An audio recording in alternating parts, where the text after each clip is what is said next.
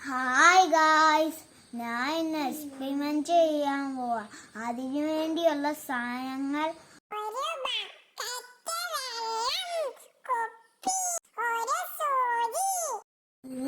കുപ്പി കിരിക്കണം.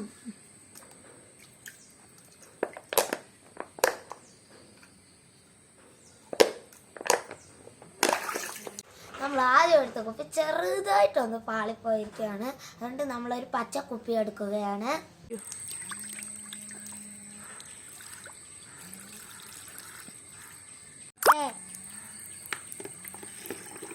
നിർത്തട്ടെ